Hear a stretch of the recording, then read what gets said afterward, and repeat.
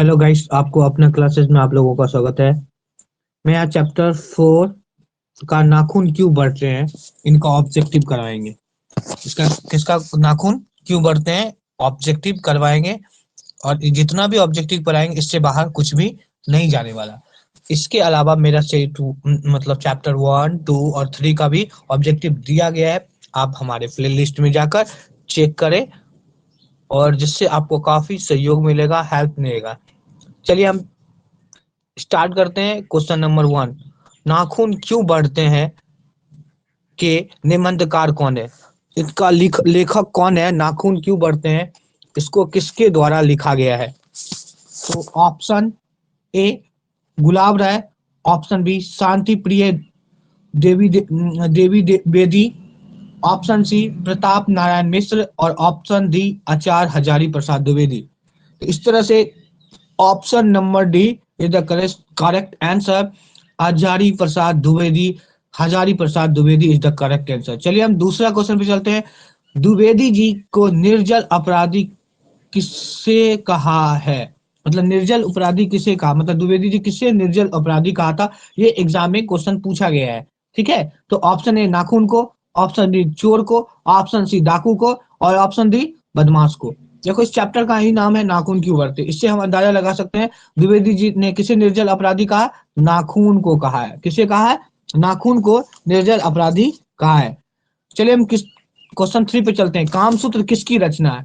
Option A Hazari Prasad Dwivedi, option B Patanjali और option सी वात्स्यायन और option D Ramanujacharya. इस तरह से ऑप्शन नंबर सी वात्स्यायन अर्थात कामसूत्र के जो लेखक है वो कौन है? वात्स्यायन है। Option number C is the correct answer.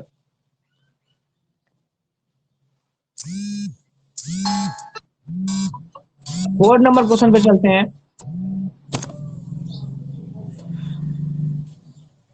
Fourth number question क्या रहा है?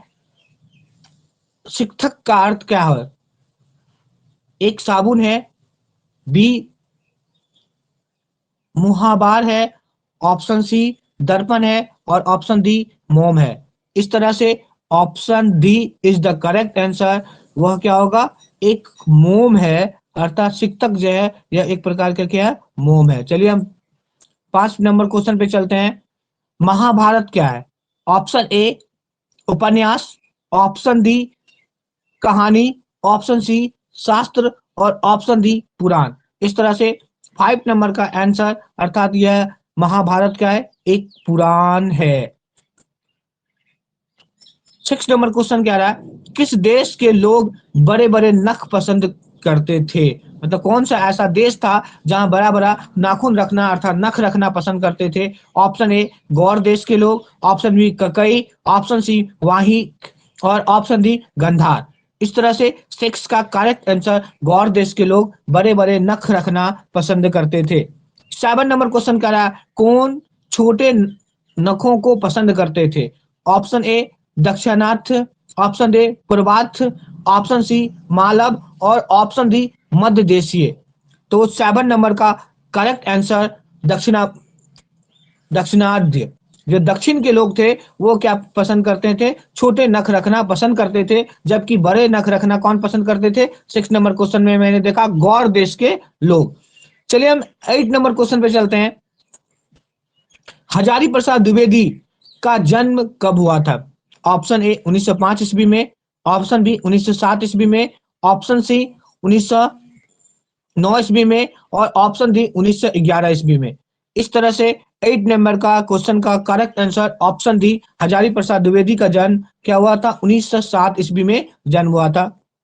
9 नंबर का क्वेश्चन कहता है हजारी प्रसाद द्विवेदी का जन्म कहाँ हुआ था? Option A Samastipur Bihar, option B Ballia Bihar, option C Ballia Uttar Pradesh और ऑप्शन डी इलाहाबाद उत्तर प्रदेश। इस तरह से 9 का सी नंबर होगा बलिया उत्तर प्रदेश, क्योंकि बलिया जो है उत्तर प्रदेश का एक स्थान में जो है हजारी प्रसाद द्विवेदी का जन्म हुआ था। जो हजारी प्रसाद द्विवेदी के द्वारा ही नाखून क्यों बढ़ते हैं इसको लिखा गया था। चलिए हम 10 नंबर क्वेश्चन चलते हैं। कौन मनुष्य के आदर्श नहीं बन सकती, मतलब मनुष्य का आदर कौन नहीं बन सकता? ऑप्शन ए शेर, ऑप्शन बी बद्रियां, ऑप्शन सी भालू और ऑप्शन डी हाथी। तो 10 नंबर के क्वेश्चन जो है बंदरियां जो है वह कभी मनुष्य नहीं बन सकते हैं, अर्थात option number B is the correct answer. चलिए हम ना देरी के 11 नंबर क्वेश्चन पे चलते हैं। देवताओं को राजा से किन्हें संबोधित किया जाता है? देवताओं का राजा से किन्हें संबोधित किया जाता है? ऑप्शन ए महादेव को, ऑप्शन बी विष्णु को, और ऑप्शन डी सी इंद्र को, और ऑप्शन डी ब्रह्मा को। इस तरह से 11 नंबर का करेक्ट आंसर इंद्र को देवताओं का राजा कहा जाता है, option number C. 12 number question कह रहा है नख किसकी प्रतीक है? ऑप्शन ए मानवता का, ऑप्शन बी पशुता का, ऑप्शन सी ए और दोनों, और ऑप्शन डी इनमें से कोई नहीं। 12 का करेक्ट आंसर होगा, 12 का करेक्ट आंसर कौन होगा? पशुता का। मनुष्य में नख जो है यह किसकी प्रतीक है? पशुता का प्रतीक है। 13 नंबर क्वेश्चन कह रहा है पृथ्वी राजसो किनका संपादन है? पृथ्वी राजसो किसका संपादन है? Option A Hazari Prasad Dwivedi, option B Max Muller, और ऑप्शन सी सुमित्रा नंदन पंत, और ऑप्शन डी नलिन बिलोचन शर्मा। इस तरह से option A is the correct answer, Hazari Prasad Dwivedi. 13 number का B is the correct answer Max Muller, अर्थात पृथ्वी राजसों के संपादन जो किया था वह किसके द्वारा किया गया था? मैक्स मूलर के द्वारा किया गया था। ये बहुत इंपॉर्टेंट क्वेश्चन है, ये भी क्वेश्चन पूछा जा चुका है एग्जाम में, इसलिए इसे option number B Max Muller हो जाएगा। 14 नंबर क्वेश्चन कह रहा काशी हिंदू विश्वविद्यालय से हजारी प्रसाद द्विवेदी को कौन सी उपाधि दी गई थी? काशी हिंदू विश्वविद्यालय से जो है हजारी प्रसाद द्विवेदी को कौन सी उपाधि दी गई थी? Option A Padma Vibhushan, option B Ashok Chakra, option सी विजय चक्र, और ऑप्शन डी ज्योति चक्र। तो इस तरह से 40 नंबर का करेक्ट आंसर इसे ज्योतिषाचार्य का उपाधि दिया गया था। किसका? ज्योतिषाचार्य का उपाधि दिया गया था। 15 नंबर क्वेश्चन हजारी प्रसाद द्विवेदी कब पद्म विभूषण से की उपाधि से सम्मानित किया गया था? ऑप्शन ए 1953 ईस्वी में, ऑप्शन बी 1957 ईस्वी में, ऑप्शन सी 1959 ईस्वी में, और ऑप्शन डी 1961 ईस्वी में।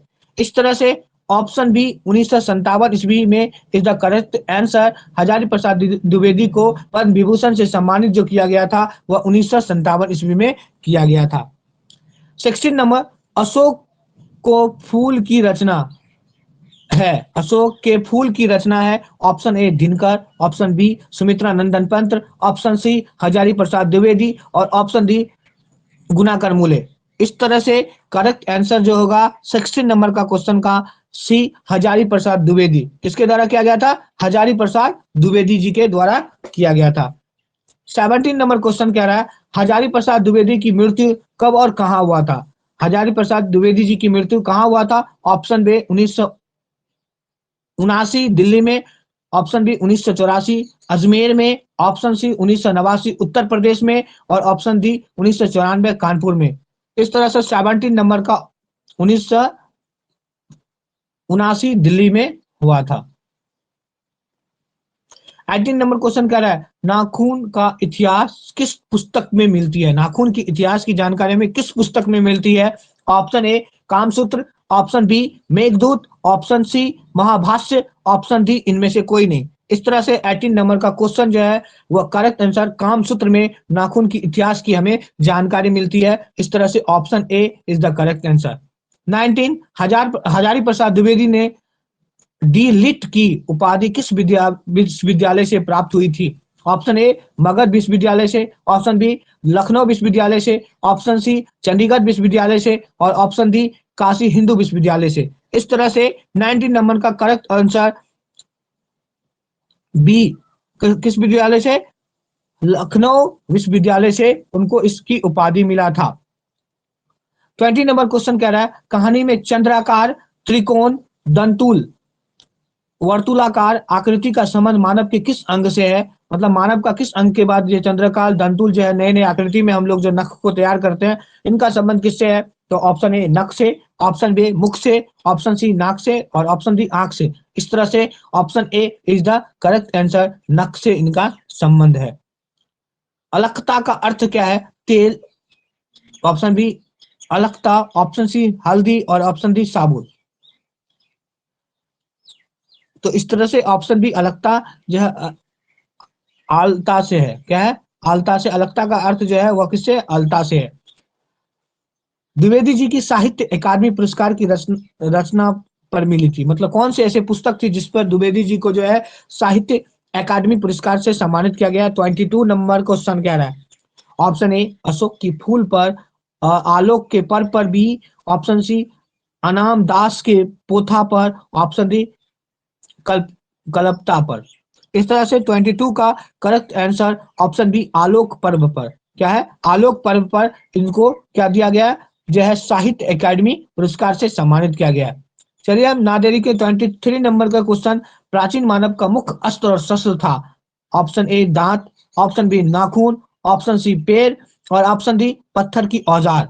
इस तरह से 23 का बी नंबर नाखून, प्राचीन काल में मानव का जो अस्त्र था वह क्या था? नाखून था। 34 24 नंबर, आर्य के पास था एक लोहे का अस्त्र।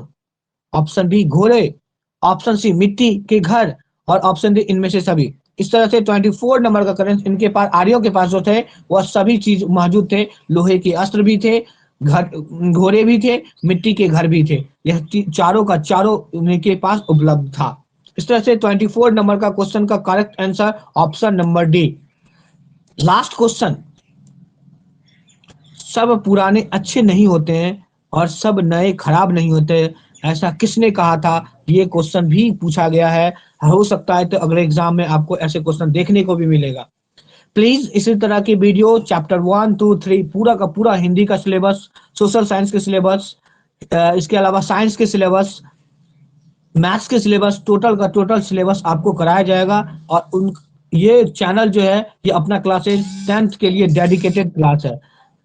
पूरी की पूरी 10th क्लास के लिए डेडिकेटेड क्लास किया गया। इसलिए प्लीज करके इस चैनल को सब्सक्राइब करो, लाइक करो और शेयर करो और कमेंट में बताओ कि आपको किस तरह की वीडियो चाहिए, इसमें किस तरह की सुधार चाहिए और कौन कौन सब्जेक्ट की आपकी तैयारी अभी नहीं हो चुकी है और आपको तैयारी इसी चैनल पे करवाई जाएगी।